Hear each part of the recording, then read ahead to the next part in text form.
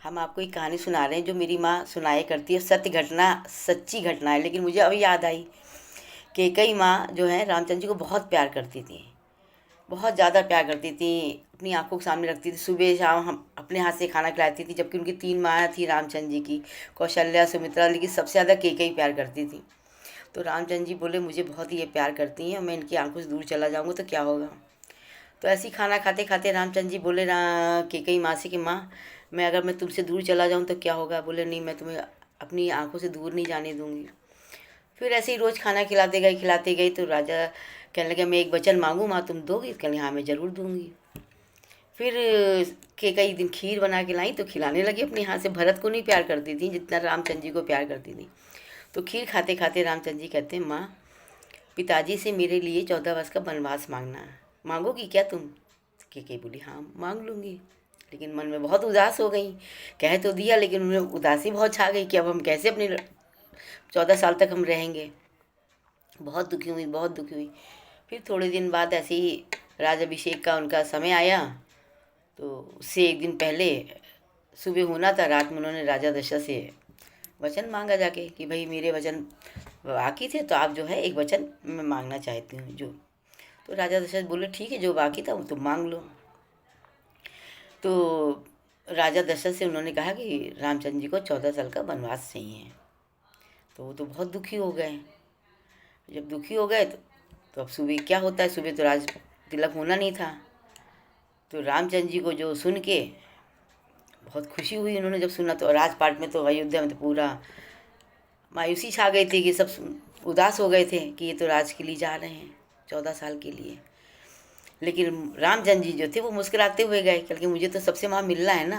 वहाँ पे अहिल्या पत्थर बनी है, मेरा हाथ लगेगा उनका हो जाए, उद्धार हो जाएगा। सबरी बैठी हैं, केवट हैं, कितने लोग हैं। अब मैं जब जाऊँगा सीता जी को लेके तो सीता जी से भी बहुत कुछ होना है रावण का। तो इसलिए उन्होंने जो था कि सब जो था मांग लिया, वो चले गए। इसीलिए लोग सीता जी को के जाने से रावण भी का भी होना था, ना रावण हरण करता ना रावण की लंका जलती। तो जब 14 साल के लिए गए तो कैकई माँ बहुत दुखी हुई। भरत ने भी कहा हम राजगद्दी पे नहीं बैठेंगे, खड़ा अपने सर पे रख के चल दिए रामचंद्र जी से मिलने के लिए। तो कहने का मतलब यह है कि कैकई का नाम लोग सुन के इतना बुरा समझते हैं कि कैकई माँ बहुत बुरी थी। अपने बच्चों का आज तक हमने नाम ही नहीं सुना किसी ने कैकई के नाम रखा है। लेकिन सत्य तो यह है कि रामचंद्र जी ने कैकई से वचन दशरथ से मंगवाया था। कैकई ने अपने मन से नहीं मांगा था।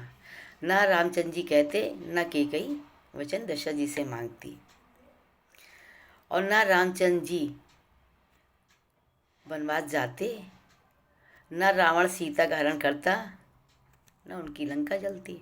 रावण ने सीता का हरण किया, लंका जली।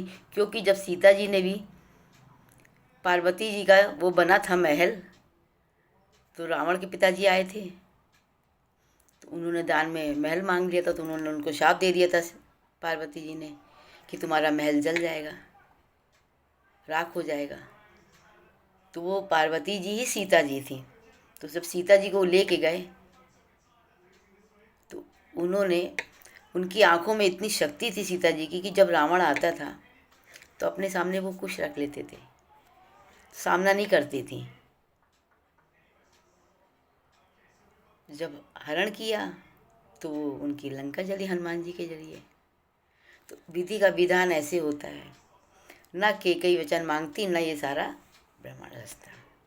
तो इसीलिए हम चाहते थे कि कैकई बहुत बुरी, लेकिन कैकई बुरी नहीं है, कैकई बहुत अच्छी है। पूत कपूत सुने पर माता नहीं सुनी को माता। रामचंद्र जी के कहने से उन्होंने इतना कठोर वचन लिया कि लोगों की नज़रों में वो गिर गई। आज कितनी अच्छी थी। तो मुझे तो वही कहानी मुझे याद आई तो मैंने कहा कि चलो आज सुनाए सबको। ये सत्य घटना है। राधे राधे।